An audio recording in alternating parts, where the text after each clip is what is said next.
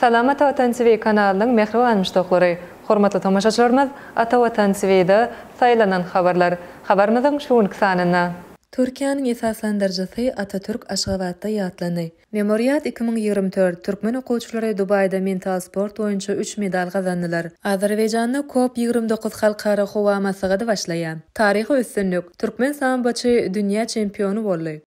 Türkiye Respublikasyny esaslandyran Mustafa Kemal Atatürk'ün aradan çykmagynyň 86 ýyllygy münasibetli dawralar geçirilýär. Her ýylyň 10-njy noýabrynda Türk halky özüniň ilkinji prezidenti we esaslandyrjysy Atatürk'ün aradan çykan gününi belläp geçýär. Atatürk'ün aradan çykan güni münasibetli Türkmenistanyň paýtagty Aşgabatda hem çäre guruldy. Türkiýanyň Türkmenistanyň ilçihanasynyň goloýuny hastaky garşyda ýerleşýän Atatürk seýilgähine Mustafa Kemal Atatürk'ün ýadygarlyginiň ýanyna geçirilen dawra Atawatan media toparam gatnaşdy. Bu ýatlama dawrasyna Türkiýanyň Türkmenistanyň elçisi Ahmet Demirok, Türkmenistanyň daşary işleri ministriniň ornasar Ahmet Gurbanow, Aşgabat şäheriniň häkiminiň ornasary Dowlatnazar Muhammedow, Azerbaýjanyň Türkmenistanyň elçisi Gismel Qazalow, şeýle hem elçihananyň işgärleri, Türk kompaniýalarynyň wekilleri, Aşgabatdaky bilelikdäki Türkmen Türk mekdebiniň muallimleridir okuwçylar gatnaşdy. Aşgabat wagty bilen 09:05-de başlanan dawrada 1 minutlyk dymışlyk eglan edildi. Türkmenistanyň hem de Türkiýanyň milli senalary ýanglandy. Soňra Türkiýanyň Türkmenistanyň elçisi Ahmet Demirok, Türkmenistanyň daşary işleri ministriniň ornasary Ahmet Gurbanow, Aşgabat şäheriniň häkiminiň ornasary Dowlatnazar Muhammedow Atatürk'ün ýadygarlygine gül destelerini goýdular. Olaryň iýizi süre dawra gatnaşçylar ýadygarlyga gül destelerini goýdular. Dawrada edilen çykyşlarda Türkiýany esaslandyran Mustafa Kemal Atatürk'ün ýolaşlygyna gazandan üstünlikleriň ähmiýeti belenildi. Atatürk'ün esaslandyran Türkiýe Respublikasynyň häzirki döwürde insanperwer uğurlu siyaseti hemde özara behwitlik ýörelgilerine esasanan daşary siýasaty bilen dünýä kartasyny öz münasip ornuna alanyny gaýdyldy. Mustafa Kemal Atatürk 1881-nji ýylda dünýäni doglan aýy we güni barada takyk maglumat ýok. Şeýle-de bolsa resmi çeşmelerde Atatürk'ün 19-njy may doglan güni hökümine kabul edildi gaýdylýar. 1923-nji ýylyň 29-njy oktýabryny respublikanyň eglan edilmeginden soň prezident saýlandy. 1938-nji ýylda aradan çykýança 4 möhlet işledi we Türkiýanyň iň uzak wagtla prezident wezipesini işleýän ýollaşçysy boldy.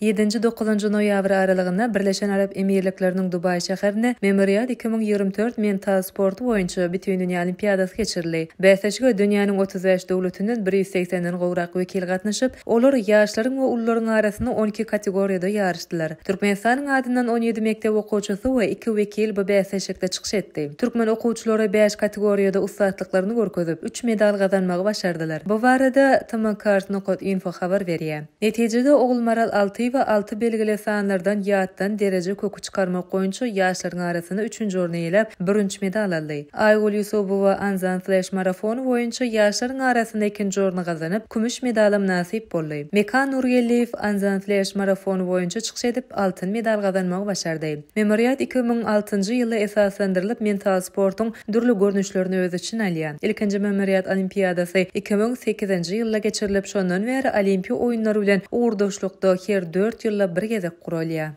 Şu güni Azerbaýjanyň paýtagty Baku şäherinde Birleşen Milletler Guramasynyň howanyň üýtgemek bardak çarçowaly konvensiýasyna gatnaşyjy taraplaryň 29-njy masagada öz işine başlaýar. Azerbaýjanyň COP29 sammitini geçirmek bardak çözgüt 2023-nji ýylyň 11-nji dekabrynda Birleşen Arap Emirlikleriniň Dubai şäherine geçirilen COP28 masagadynyň plenar mejlisinde kabul edilipdi. Howa masagady 11-nji 22-nji noýabr aralygynda geçiriler. Bu halkara masagady üçin Baku şäherinde 7000 ogloý daşary ýurtly mehman COP29 sammiti 11-nji noýabrda açylýar. 12-nji 13-nji noýabrda bolsa dünýäniň köp sanly ýurtlarynyň dowlat we hökümet başlyklarynyň gatnaşmagyna ýokary derejedäki plenar mejlis geçirilir. Onu howanyň üýtgemek barada çarçowaly konvensiýasyna gatnaşyjy ýurtlaryň 80 ogloý dowlat we hökümet başlyklary çykyş eder. Mälim bolýar Birleşen Milletler Guramasynyň howanyň üýtgemek barada çarçowaly konvensiýasyna gatnaşyjy taraplaryň masagady 1995-nji ýyldan bäri geçirilip gelýär. Onuň esasy maksady tutuş dünyada howanyň üýtgemegine garşy görüşmek babatda gazanylýan öňe gidişiklere baha bermekden ibaretdir.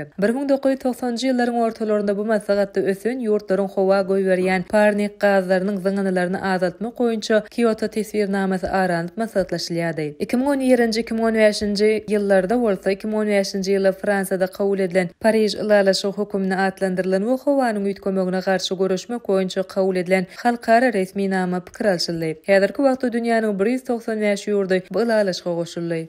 Ozal hem habar berişimiz ýaly Gazagstanyň paýtagty Astana şäherinde samba boýunça dünýä çempionaty geçirilýär. Bu çempionatyň ilkinji günlerinden Türkmenistanyň türgenleri üstünlikli çykyş edýärler. Muminjan Arzukulov söwüş sambasy boýunça 71 kilogram agramda çykyş edip altyn medal gazandy. Türkmen türgeni söwüş sambasy boýunça Türkmenistanyň taryhyna ilkinji altyn medal alan sambaçy boldy. Muminjan Arzukulov final tutuluşlygyna Russiýaly garşydaşy Roland Zinnatow 5-0 hasabyna ynamly ýeňip dünýäniň çempion derejesine ýa boldy. Gazagstanda geçirilýän halkara ýarşa 80 döwletden 470 türgen gatnaşýar. Çempionatyň ilkinji gününde Türkmen Zenan türgenler 2 birinji medal gazandy. Ýarşyň birinji gününiň jemleri boýunça söwüş sambasy boýunça 54 kilogram agramda çykyş eden Zarina Abdrahmanova hemde 72 kilogram agramda çykyş eden Gulzada Joraqulowa birinji medalyň eýeleri boldylar. Ine mehribanmış doktor. Atawatan TV'de saylanan habarlar gepleşigimizin şuun kısanyna sizi ýetirmek isleýän habarlarymyz şurdan ibaret. Gepleşigimizin indik sanynda görüşýänçek hoşta bolun.